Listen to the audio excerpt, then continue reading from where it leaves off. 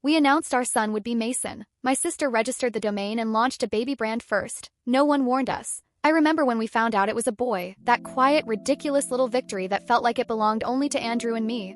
We were sitting on the couch with half-eaten takeout and the ultrasound printout, and somewhere between the laughter and the exhausted planning we both said the same name at once, Mason. It landed like a little private oath. We liked the sound of it next to our last name. It felt solid and human, like the kind of name a kid could grow into. We posted a small, private Instagram on the family account a week later. Nothing public, just a picture of tiny blue socks and the caption, "Waiting for Mason Blueheart." Our parents followed the account, Andrew's sister, my sister Olivia, a handful of cousins.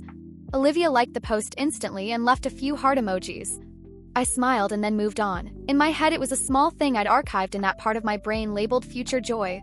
A month later, Olivia called to tell me she was pregnant. There was genuinely a surge of happiness. She'd wanted this for a long time. We chatted about practicalities, about doulas, about whether she wanted cloth diapers. She sounded upbeat, and I was honestly glad. Then she told us her due date, a little earlier than ours. "We'll be in the world before you guys," she said cheerfully, and I offered a polite congratulations that hid a tiny, stupid flicker of competitiveness. It's embarrassing to admit, but you invest a name with more feeling than you expect. A few days after that, she texted me a photo of nursery mood boards and wrote, "Love the name Mason." I replied with an me too, and thought nothing of it. A week later, she and her husband, Chris, sat us down at brunch and announced they'd decided, if it's a boy, they wanted to name him Mason too. I laughed at first because disbelief sounded less ugly than anger. But there was a cold sliver of feeling in my chest, something like betrayal. It wasn't just a name. For Andrew and me, it felt like a little private thing that had been taken and held up in front of us. The weeks after that brunch had a slow, sullen edge to them. I tried to be reasonable. Olivia was my sister. Maybe she truly loved the name and it was a coincidence. I told myself that if we were mature about it, we could work through the weirdness. Andrew said we could use a nickname. "Mason can be Mace or Moss," he muttered one night, trying and failing to make it sound less precious. But then Olivia posted. She went into labor earlier than expected. The hospital announcement. A quick photo of a bundled newborn, a caption that read, "Welcome baby Mason," with no bells. No, we had decided months ago, just the name, like a flag planted. Comments flooded in, congratulations, heart emojis, a few cousin thumbs UPS. My stomach dropped in a way that felt physical. I sent her a short message, "Congrats," and the quick reply came back casual and happy. "Thanks. We love him." Felt like a knife twist that she didn't see. I tried not to let it grow into theater. It was a name. But the small things began to pile up. A cousin who'd always been close suddenly sent shorter texts. A shared friend asked me awkwardly if we were upset, and I found myself doing the strange work of defending my own feelings. In private, I started saving screenshots, our post's timestamp, her post's timestamp, because the mind wants a scaffold when it's wobbling. I told myself I wouldn't make it public, that I'd raise it privately if needed. When it came time for my son to arrive, we named him Mason anyway. Felt like reclaiming something that belonged to our tiny, fragile family. We posted our photos, the caption, "Our Mason is here, blue heart." I'd hoped that would be the end of it. 2 babies, same name, an awkward family memory we could manage. Instead, the overlap became a pressure cooker. What had been a personal joy now felt like territory. The awkwardness leaked into real life faster than I anticipated. A birthday invite didn't include Chris and Olivia. Someone sent a group text asking about holiday plans, and there was an audible pause, actual people staring at screens and deciding whether to include them. It's ridiculous how social life can become a ledger. On one side, those who keep inviting, on the other, those who pull back. You don't notice the lines until they're already there. We tried to handle things quietly. Andrew called Chris once, asked if they might consider another name, if they'd considered the gesture. Chris hemmed and said something about liking the name and how it had family resonance for Olivia. I stopped pushing. I remember feeling small and ridiculous for asking, like I demanded an entire history lesson be rewritten in our favor. In private, my parents tried to mediate. "It's a name," my dad Robert said, pragmatic and kind. "People share names. But names are not only sounds, they're stories and markers of affection." Our name had been our small private story, and we felt like someone had taken a page. When we were at family gatherings, Olivia's laughter sounded different, sharper in ways that I would later feel ashamed to have noticed. My mother Linda tried to smooth things down. She'd say, "We'll get through this," but you could see the awkward calculation, which baby to bring cookies to first, which shower to arrive at with casseroles. The thing that really tilted the balance was when I realized the world tells stories for you if you don't tell yours loudly enough. People assumed it was a sweet coincidence or that we'd offered the name in a spirit of shared family tradition. I didn't want to sit with the slow erasure of something small and private. Felt like protecting a tiny sacred thing, no less important because it was small. A few months after both boys were born, we all gathered for a casual backyard barbecue at my parents' place. Potato salad, lawn chairs, toddlers wobbling on grass. My mother and I were sitting on the porch when I saw Olivia walk out, pushing her son in a stroller. People smiled, there were polite exchanges, and then a cousin, maybe trying to be funny, said aloud that 2 little Masons in the family. What are the odds? The laughter felt brittle. Olivia's face tightened, and for a breath, I saw that same indifference I'd read online. I felt a pull in me, like the animal part of me that recognizes when territory is marked. After the small joke, things grew quieter. A few people drifted away from our circle. Invitations began to have small corrections. Sorry, this is an adults-only night, or we're only coordinating one family this time. The social pruning surprised and hurt me. It was petty and relentless. A block of seats left empty, a missing RSVP, a suggested texting thread that excluded them. I kept thinking about how, on the other side, there'd be nights when Olivia and Chris would look at each other and grieve quietly. The thought of my sister sitting alone while we floated in a kinder orbit made me hold back from celebrating too loudly. I debated whether to make a public scene. I wrestled with pushing a private hurt into a public record. If I raised it publicly, I risked being branded petty. If I said nothing, I risked feeling erased and watched as the emotional stakes turned into a family ledger. In the end, I chose to collect the facts. I compiled screenshots, timestamps, and private messages into a small folder.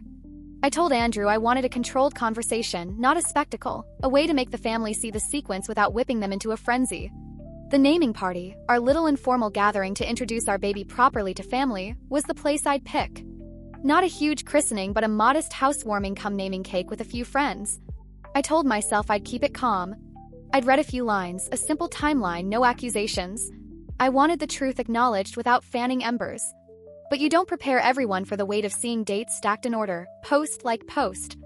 When I stood up, the room stilled like it does when someone says grace.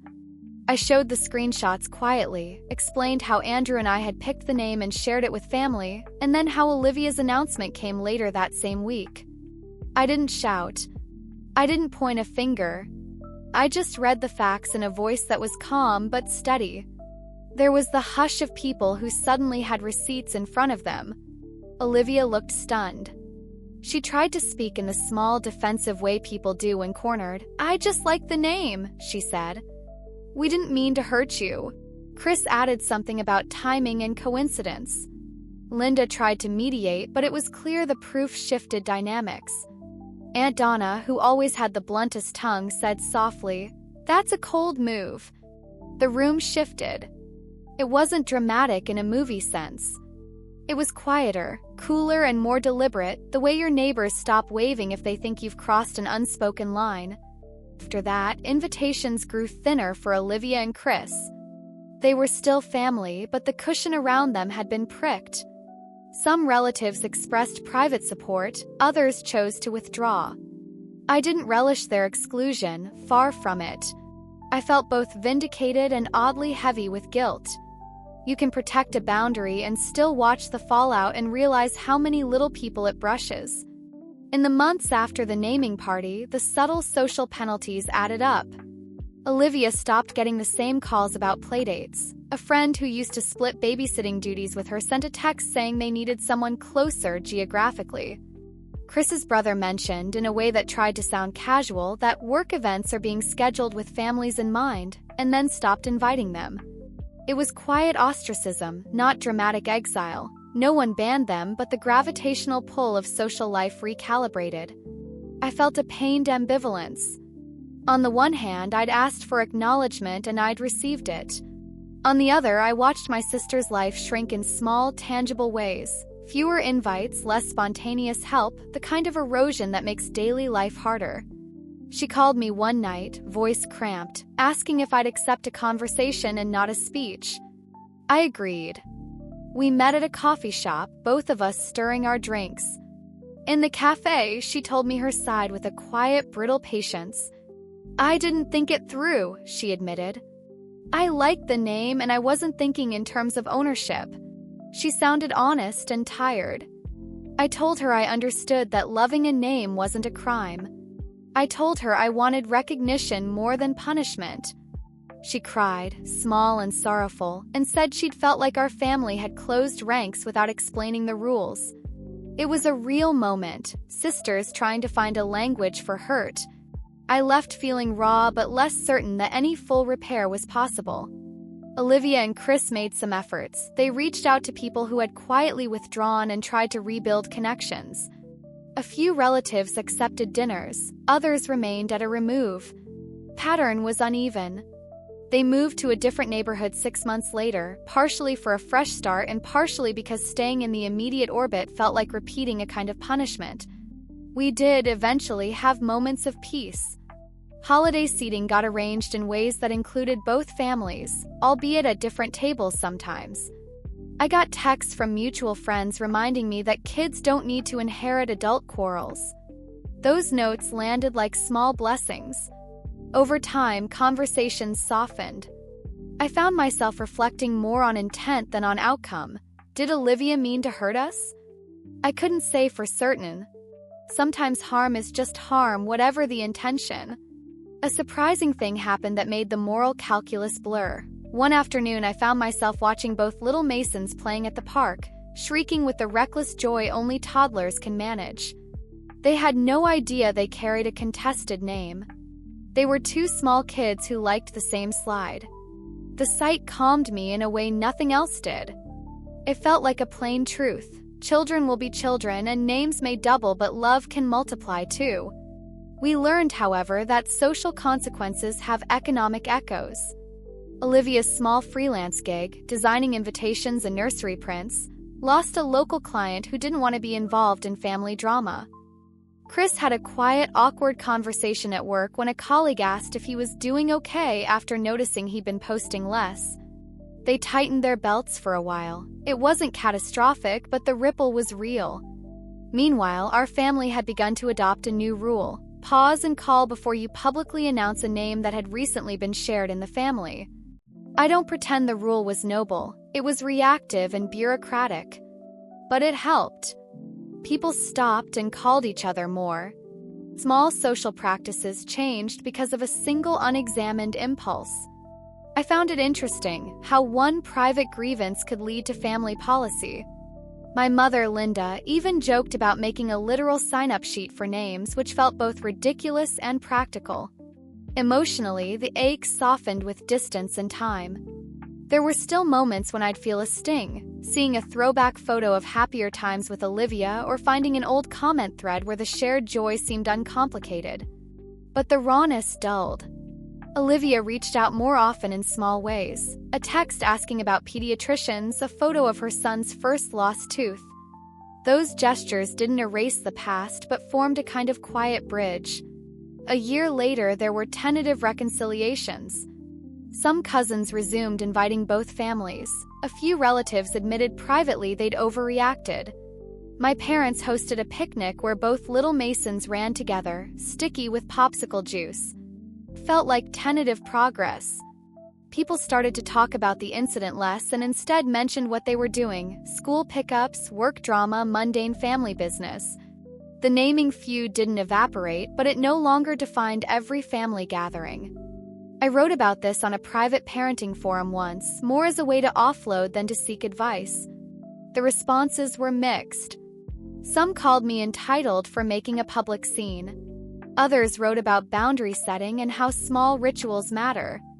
Those comments forced me to sit with the complexity. Was I right to insist on recognition?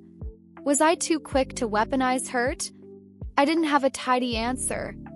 At home, watching my boy grow blurred the edges of my anger. Mason learned to say Aunt Liv and then Mason when he saw his cousin.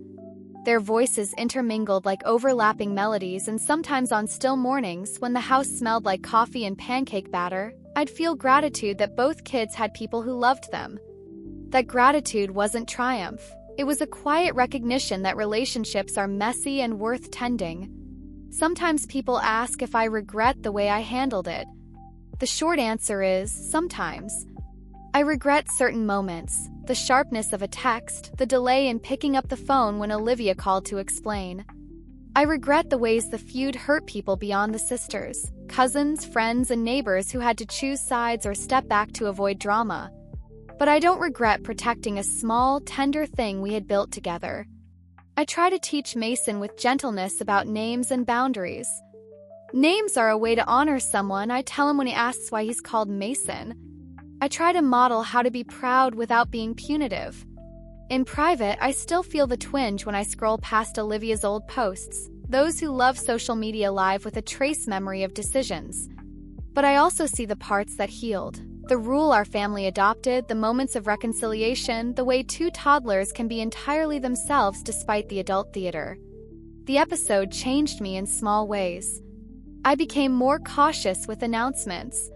I learned that privacy is a fragile thing in the age of screens and that a private joy can be instantly social property.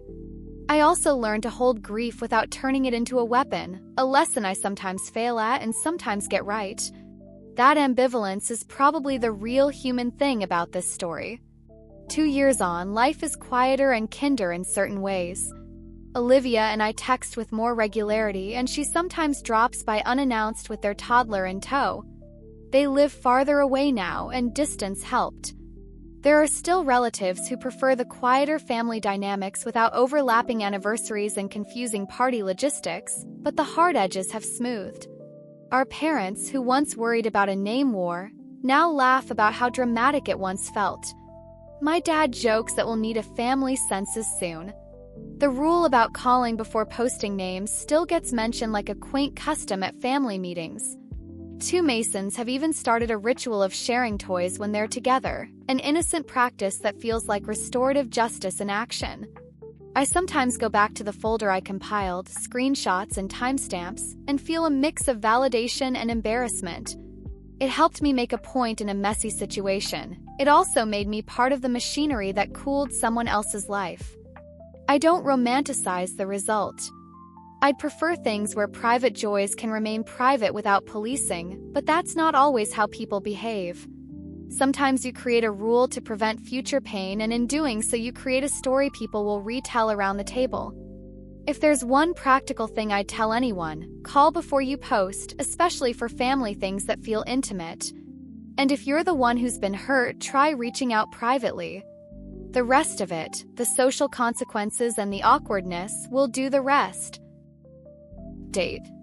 Recently, something small and sweet happened that I hadn't expected to care about this much. The two Masons met at a children's museum birthday party and spent 40 minutes glued to the same foam block structure, building a shaky tower together. At one point, one of them knocked the tower down and the other laughed and pushed it back up.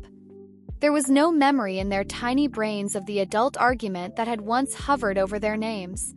After watching them, I met Olivia for coffee. We sat and watched our boys play through the window and traded small apologies that were more honest and less performative than anything on social media. She told me she'd started a small Etsy shop for children's prints and named it something unrelated to Mason. She said she realized how thoughtless her earlier move had been and that losing some social capital had lit a path toward rethinking how she wanted to be seen. I felt unexpected tenderness and relief. Our family had shifted rules, made small policy changes like pausing before posting sentimental news, and learned to call each other first. Cost was real, weeks of distance, some lost opportunities for Olivia, and a hollowed feeling in a few relatives. But seeing the boys together, unchanged by the adult quarrel, made me feel like whatever friction had happened was being put to use, to teach us to be more careful, more human, and if possible, more merciful.